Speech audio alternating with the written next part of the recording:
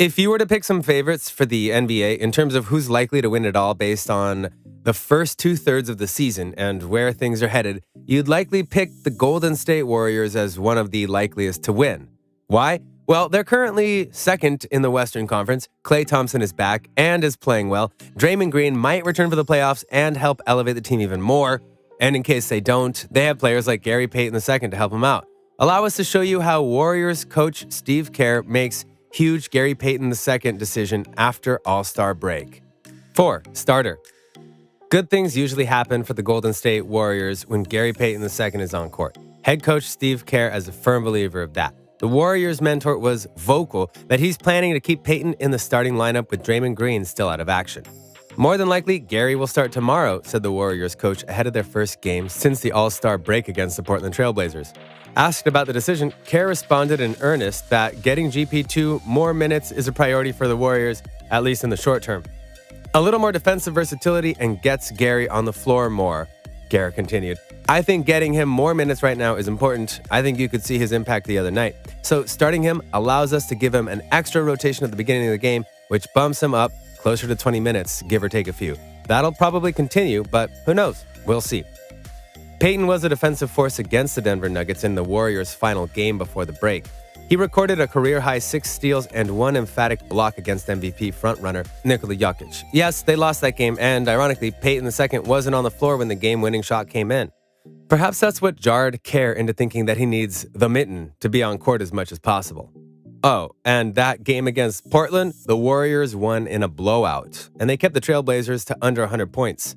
So clearly things went their way. And with the team now a bit rested and Steph Curry coming off of a monster All-Star game where he won MVP and had 50 points, things might just be revving up for the team, especially if Payton continues to help them like he has in the past. 3. Doing his job.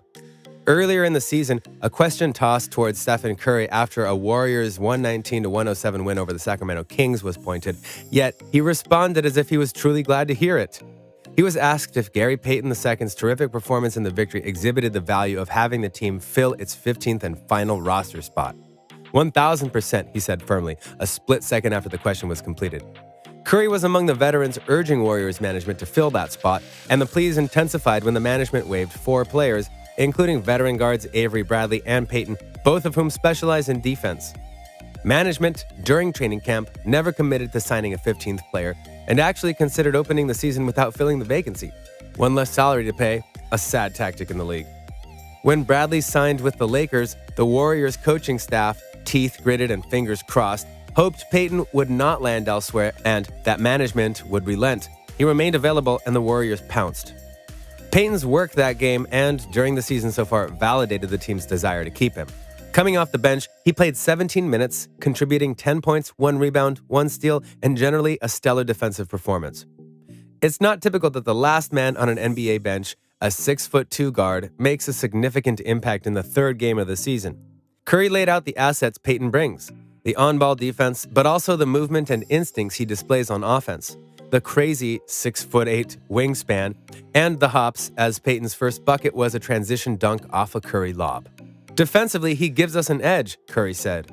And then he knocked down to 2 threes, which was huge. If he's going to get open shots, he has to take them. We just want him to stay locked in, stay competitive, and stay focused on when his moment comes and show he can do it. Getting irregular minutes can be a tough gig, but Payton, who has spent 6 years scratching and scraping to earn a regular job in the NBA, prides himself on dedication. I've been doing it for a while now, and it's really my job to stay ready at all times, he said. Just make sure I'm ready to do whatever I've got to do to be ready as soon as I hear it's go time. I've been doing it for a while now, so it's pretty much my job.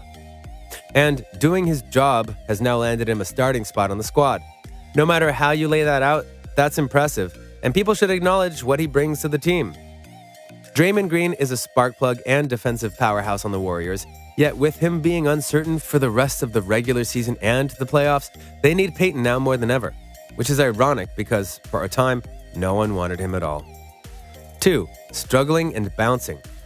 Among Adam DeSotto's responsibilities as an assistant coach at Westwind Preparatory Academy in Phoenix was helping players find spots at the next level. In September 2011, that meant posting on Blogspot, where he published scouting reports, one of which included a proclamation DeSautos would be surprised if this particular West Wind player was not named an all-league defensive player at least once in his collegiate career. When he talked to college coaches about this player, a defense-first, jump-out-of-the-gym combo guard, he could sense their hesitation. It was weird, he said, because the film spoke for itself, and as the player's English teacher, he didn't understand how anybody could meet the kid and not like him. Convincing the coaches to make the trip was like pulling teeth, quote-unquote. To this day, DeSautos cannot explain why there was such little interest in Gary Payton II. You'd think the son of a Hall of Famer would be overhyped, not under-recruited. I couldn't even get the Big Sky to come look at Gary, DeSautos said. His name's Gary Payton, and he's athletic. So one, that means I'm a terrible salesperson, but two, he wasn't really somebody that people took that seriously. Payton was 19 when he got to Salt Lake Community College, 23 when he went undrafted out of Oregon State, and 29 when his one-year contract with the Golden State Warriors was guaranteed last Monday.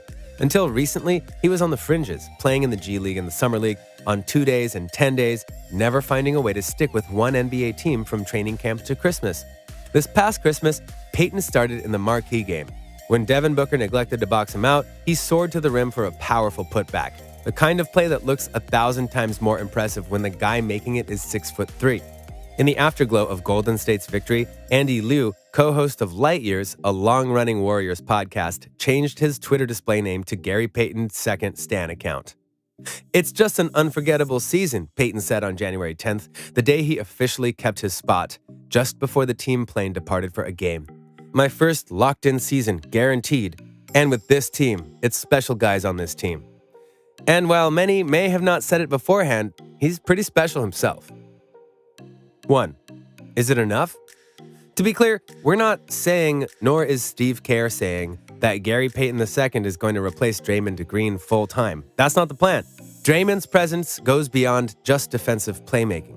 He's a facilitator and a motivator on the court. But without him, and without Payton II being a more definitive presence, the Warriors rely more on their offensive play, and at times that's not enough. Such as with that Denver game where the lack of defense cost them.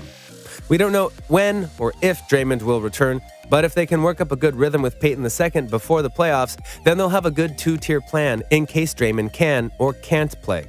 And if they keep their poise and their shooters like Curry and Thompson performing, they're going to be hard to beat in the playoffs. So, what do you think? What do you think of this look at Gary Payton II and how he is likely going to be one of the key linchpins for the Golden State Warriors as they try and win the title? Do you hope that Payton II will be able to hold down the court in case Green doesn't make it back? What are the Warriors' chances for the title in your mind with Payton instead of Green? Let us know below, and we'll see you next time on the channel.